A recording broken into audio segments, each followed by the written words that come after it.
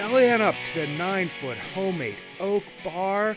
My name is Craig Toth, one half of Bucs in the Basement with my good friend Chris Lanuti, and your host for minor league news and brews, coming at you almost every Saturday. And I feel like I'm thinking about the same thing that a lot of Pirates fans are thinking about. I was, making my way through a normal Friday at my job and just happened to be taking some time to look through some X posts, I should say, Twitter feeds, whatever it may be. Also looking at, Facebook groups. And the big discussions here happen to be concerning a player that I mentioned kind of like jokingly during the most recent episode of Bucs in the Basement in Joshua Palacios, my mom's favorite player for this season. Because, of course, after I jokingly mention him, he comes out, hits two very clutch 3-run home runs against the division rival in the hated Chicago Cubs, and it just full of excitement. And the other player is somebody that we've mentioned a few times on the show in Miguel Andujar.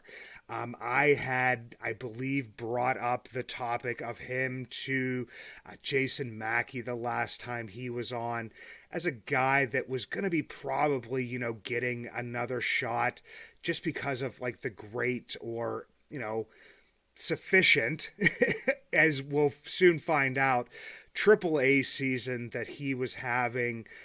Went to the game on Sunday. He had that nice home run off of the foul pole, but I wanted to kind of dive into not only like a Joshua Palacios and the Miguel Andujar, but the people that may be kind of being held down somewhat a little bit by these players. And another like thing that I was thinking about also, because I started thinking about this first, was the middle infield situation. So my mind today is going outfield depth as well as middle infield depth. But starting with the outfield depth in AAA, a guy that has been discussed as, why hasn't he gotten another shot in Pittsburgh this season? And that's Canaan Smith-Njigba, CSN. He did make the team out of spring training. Thought we would see a little bit more from him in the beginning, and by more from him would be, number one, more production, but then also more plate appearances. To begin the season, CSN had 37 plate appearances, slashing 125, 216, 219 with 16 strikeouts, 4 walks. Not really, great by any stretch of the imagination. Goes back down to Indianapolis, and he has 124 plate appearances before he is called back up. And I use the term called back up very loosely because I think he was up there for like 8 days and we really didn't see him at all. The call-up just kind of really didn't make a ton of sense. At that time, 124 plate appearances, slashing 245, 339, 547, 7 home runs. The one concerning thing for him during that time is he struck out over 30%, just over 30% at 30.6%. Did have the walk rate. When I talk about the K rates being up over 30, kind of you have to have a base on ball percentage that creaks up over 10% for that to not be as much of a concern. It's still a concern, but not to be as much of a concern. He did that, 12.1%, the 112 WRC plus. So he comes up, basically sits the bench for a week, goes back down, and then in June and July has 138 plate appearances. So just a couple more, a few more, probably maybe 2 or 3 more games than he did in April and July. and we see a very similar batting average from 245 to 248. The OBP goes up from 339 to 362. The one thing we do see is an extreme drop in his slugging. The slugging goes from 547 after his first emotion to only 402, 3 home runs to 7 home runs. The one good thing here that could really be pointed out, and this probably has a lot to do with that on-base percentage going up, we see the Ks drop from 30.6% to 22.5%, and we see that base on balls creep up even more from 12.1% to 15.2%, but we do see the WRC plus drop below 100 to 97. So, he wasn't really tearing it up as much as he was during the first emotion. But of course, August and September, everybody really knows this. We've seen 154 plate appearances, basically has 5 home runs during that time. He has the batting average go way up to 327. The on-base percentage continues to creep up. It's at 382. And we see the slugging percentage kind of even itself out a little bit at 472. The K percentage doesn't go the whole way back up to the 30%. It's about 26.6%, but we do see that base on ball percentage drop below 8.1%. But he does, once again, kind of even out a little bit, the 115 WRC plus. It's nothing that's, lighting the world on fire, but it shows that, it is a fairly consistent, fairly achievable number for him. Did drop below the 100 WRC plus. His main competitor, I would say, and the person that he is quote unquote being blocked by, is Mr. Joshua Palacios. Joshua Palacios, great guy, great energy. For those of you that haven't listened to this, I would go back and search the Locked On Pirates with the great host Ethan Smith. Great guy. Myself, I was lucky enough to be invited on by Ethan to interview Joshua that day, and just a really good interview. So if you haven't, go back and listen to that. Listen to everything that Ethan does. Does a great job over there. Friend Gary Morgan from Gary Morgan, the fan forum over at DK Pittsburgh Sports, writer, co-editor, pretty much head honcho at my site with him inside the Bucs basement. He does very he has the five thoughts at 5, has Hump Day Q&A. Most times he got a little bit busy, but puts out a lot of good stuff, even some stuff on the weekends. Just the thoughts that he has, like, nice to get them down on paper and to see what's going on inside Gary's head. So do that as well. But going back to Joshua from May 9th to July 17th, which was pretty much almost immediately following that interview on Locked On Pirates, he has 111 plate appearances. And this is something that, we'll see somewhat of a pattern here at different times. I kind of see, like, Ben Cherington, like, before he sends a guy back down, other than CSN, they usually reach that plateau of, like, it's like either 100 plate appearances or 200 plate appearances where they get, like, at least something that would be, maybe a little bit over that small sample size. But in those 111 plate appearances, slashing 229, 264, 343, only 1 home run, not a bad K rate. It's 14.4%, a almost non-existent base on ball rate of 3.6% for a 60 WRC plus. Goes back down to Indianapolis, pops back up less than 2 weeks later, and since that time has had 136 plate appearances. The big thing here has been the home runs.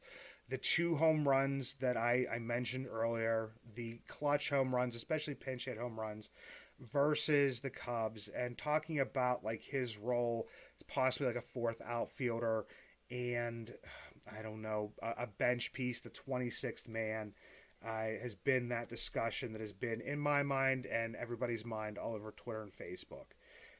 The one thing I would say is that it's not super encouraging is the on base percentage. The on base percentage has not moved very much whatsoever.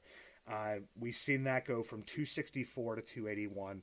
281, not a great on base percentage. Want to see that up over 300.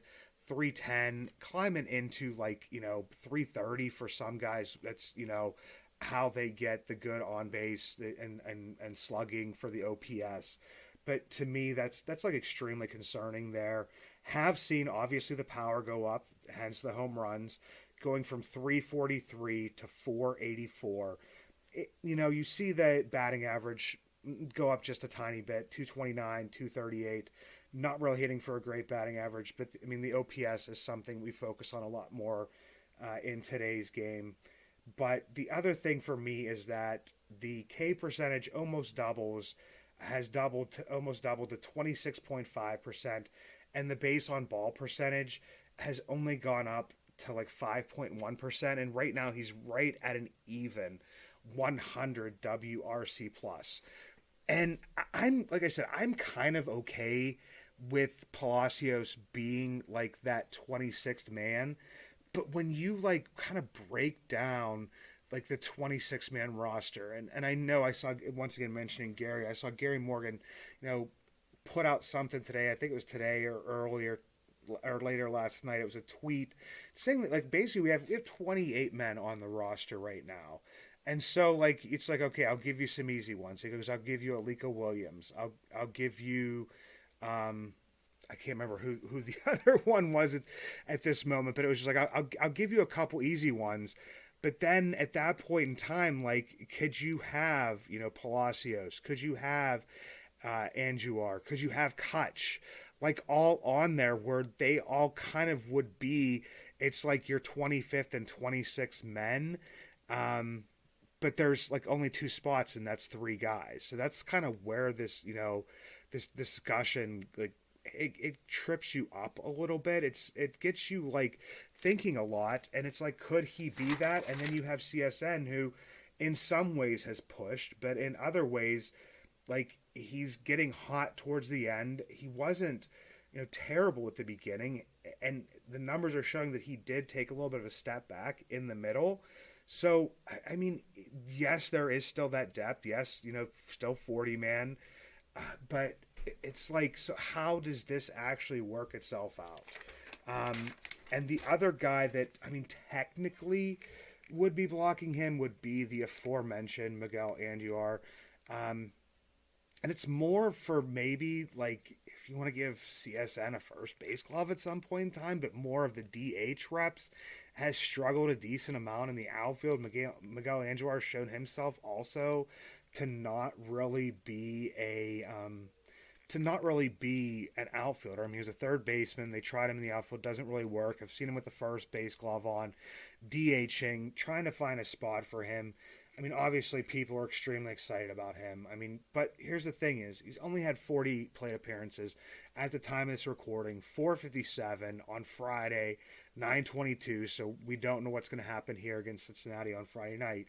But as of this moment, slashing 368, 400, 632 with 2 home runs, 15 Ks, a 15% K rate and a 5% base on ball rate, WRC plus, through the roof at 175 at this point in time. And people will point out like that he kind of deserved this, and I'm not saying that he didn't. I mean, he was down in Indianapolis this year, slashing 338, 404, 536, and that actually was with him struggling his last couple weeks down there. 16 home runs. You look at it, 55 strikeouts, 47 walks, just a good, a good percentage there. And he does very well with that. But then I went and looked at his career numbers in AAA. And this is where just like, I mean, he's struggled when he's come up to the major leagues outside of his pushing for Rookie of the Year back in 2018, not 2019, not 2020, not 2021 or 2022, but 2018. So he has, in his AAA career, 1,075 plate appearances, slashing 318, 374, and 520, which I know those numbers were helped out a little bit by, how well he performed this year, but it's not like that they moved up that much. It's kind of like the player that he's been. He had 16 home runs this year, 43 on his career. So it kind of works out that this is just what Miguel Andujar does in AAA. So, I mean, I wish in some ways, you see the number of, plate appearances that Joshua Palacios has this year, and it's not that he didn't deserve them, but, you want to see like these thresholds that I talk about, and you haven't seen that threshold given to CSN to see what he could do in the majors. You haven't seen that with Miguel Andujar, and I don't know if either of them is really a large enough sample size to say that a guy's there or a guy isn't there. But at least with Miguel Andujar, he's pretty much shown that he is what he is. He performs well in AAA, comes up to the majors, performs well for a little bit, and then struggles outside of 2018. So I don't know if there's going to be enough plate appearances left in this season to be able to decide that. So I'm still going to be debating this in my head, just like I'm still going to be debating the middle infield. I guess it would be depth or blockage or whatever it would be. We've seen Rodolfo Castro moved out of there. Everybody's talking about, when is Nicky G going to be able to get another look? Nick Gonzalez started off the season fairly slow. First 85 plate appearances before he went on the IL, slashing 250, 341, 431, 3 home runs, was striking out 36.5% of the time, walking over that 10%, but 36%, walking 10.6% of the time, 91 WRC plus, goes on the IL, comes back, 177 plate appearances, slashing 260, 384, 459. We did see that the K percentage drop drastically during that time, from 36.5% to 24.9%.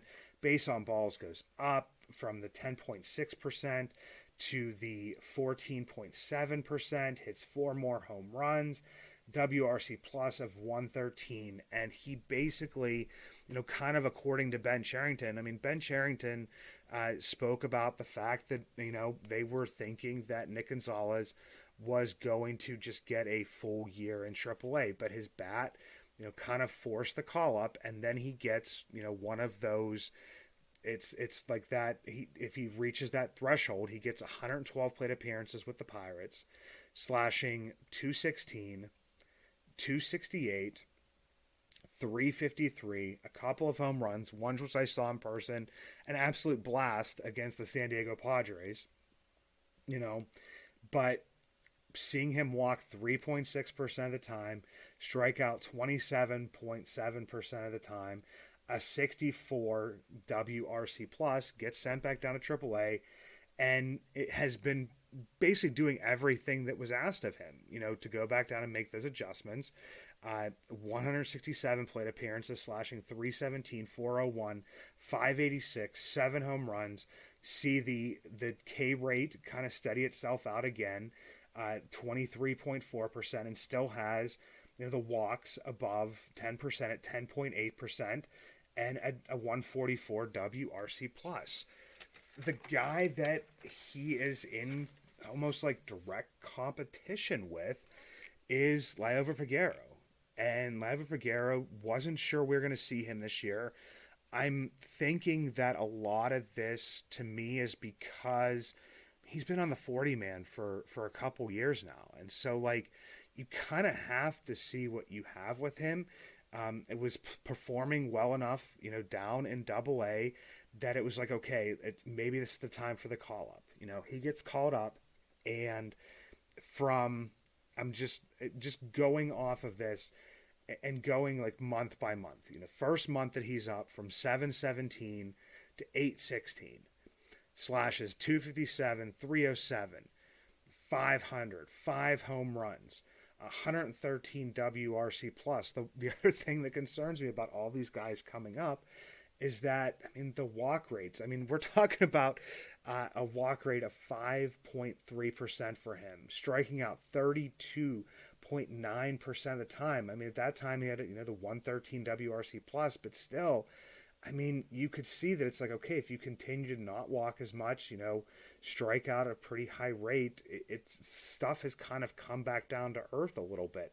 I mean, the league is always going to punch back, but over the next month from 818 to 921, slashing 233, we see the on-base percentage drop from above 300, which is kind of where you want to see it at.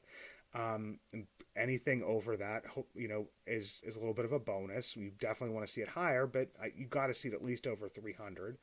And then it drops down to 266. The power goes away a little bit. 500 on the slugging, down to 311. Couple home runs. Still only walking 4.5% of the time and striking out 27.3% of the time. Has had a WRC plus of 53. And I've seen just a lot of people, like, I wouldn't say like they're not, penning him into the second base position, but at least like penciling him in to a certain degree. And to me, like, there still really isn't that answer at second base. I mean, you have Nicky G, who, performed fairly well in the minors this year, got the call up, performed well for a few weeks, got punched in the mouth by the league, started to regress, went back down, performing well. Liover Peguero doing the same thing. And this, like, kind of harkens me back to last year when everybody, including myself, was excited about one Rodolfo Castro.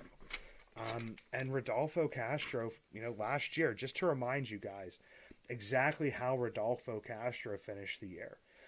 Rodolfo Castro, in his final 200 plate appearances, he had 314 total, but in his last 200 plate appearances, slashed 247, 310, 478, with 10 home runs. He struck out 27.5% of the time, walked 8.5% of the time, a 117 WRC plus. He had a 105 WRC plus for the entire season. And we had like all this excitement about him. And it's not saying that, Liover Peguero or, Nicky G would, have like the severe decline that we saw with Rodolfo Castro this year, to the point where, you are demoted and then traded and are not a part of, the plan anymore. I mean, everybody, I think, was like, okay, pencil, Rodolfo Castro into second base, at least to begin the season and see how it starts. But as Chris and I talked about on the last show, and as I've seen a lot of different people talk about, is that 2024 can't be like 2023, can't be like 2022. I mean, you have to have, I feel like, a more legitimate answer at each of these positions. And I mean, when you have two guys that, both of them who haven't performed, great, but we've seen, little hints of the talent that they have and what they can do in a Liover Peguero and a Nick Gonzalez, but there still really isn't that answer. And sometimes even when you think you have that answer in like a Rodolfo Castro, you really don't have that answer. So for me, I mean, these are going to be some like pretty tough decisions as, this offseason starts with the Joshua Palacios, Miguel Andujar, Kanan Smith, and Jigba, like all on the 40-man. Having to, it seems like, add Kutch back into that. Also with a Liover Peguero, and a Nick Gonzalez, you still have Also, G1 Bay playing some second base there, and hopefully O'Neal Cruz coming back to play some shortstop. It just seems like my mind, I don't know what the right answer is. I believe Joshua Palacios is an exciting player. I believe he, has, if there is a clutch gene, he possesses that clutch gene. But okay, give him the 26th man. And it obviously seems like, Koch is going to have the 25th man. Like, can you really have, three bench spots for, a guy that in Koch is become, hopefully, maybe if he's a little bit healthier and stays healthier next year, could play a little bit of outfield, but pretty much as a primary DH. You have Joshua Palacios, who's a fourth outfielder and a pinch hitter, and you have Miguel Andujar, who's a DH and can, maybe hit enough at times to kind of justify, the defense or the horrible defense you're going to get at first base and the outfield. And then once again, you have, you're going to have G1 Bay, without even mentioning Jared Triolo, and Nicky G, and you just have just so many, still questions that need to be answered. So I don't know exactly what direction this goes. I'm trying to kind of put out the numbers there for everybody just to kind of think about, but I was hoping to, by talking through this and working through this process of having an answer, but I really don't at this point in time. My only thing would be that, Miguel Andujar has shown kind of who he is as a AAA player. He's shown who he is as a major league player. This could just be a spark, and I don't know if I could buy into that spark. And, Joshua Palacios has gotten a decent amount of at-bats this year. And if you think that emotion and that, clutch gene is enough, I guess I don't have a problem with him being the 26th man. But, I mean, at this point in time, like, starting next year, you want to put your foot down. Those positions are going to become, a little bit more than just, guys that you can throw in there and not worry about it. A pitcher of beer, a pitcher of beer. Let's order another pitcher of beer. That pitcher of beer should come over here. I love that pitcher of beer. Sticking with last week's theme to kick off this little beer review here, my wife happened to go up to Subaru this last weekend, and it was when Sidney Crosby was there. So if anybody checked out their, I think it's their Instagram, Facebook site, whatever it was, they showed me there was a picture. So they weren't, her and her friend were not lying. Sidney Crosby was there, but picked up an Oktoberfest for me. Das Bassenheim. Their Oktoberfest coming in at 5.5%. I'm giving that one a 450. Knock that down to 400.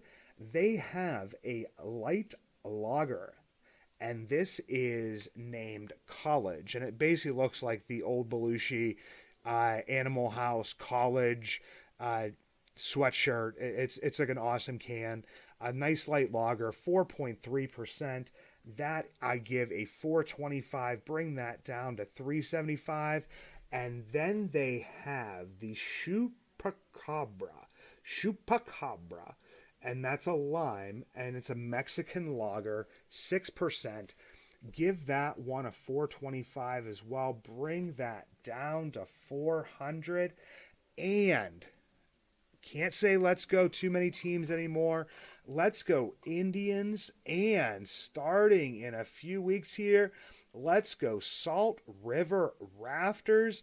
That is the Arizona Fall League team that the Pittsburgh Pirates representatives will be playing on. Their representatives are outfielder Jace Bowen, third baseman Jack Brannigan, relief pitchers Cam Junker, Tyler Samaniego, Nick Domkowski, Alessandro Erlicani, J.C. Flowers, and catcher Carter Benz. So let's go Salt River Rafters.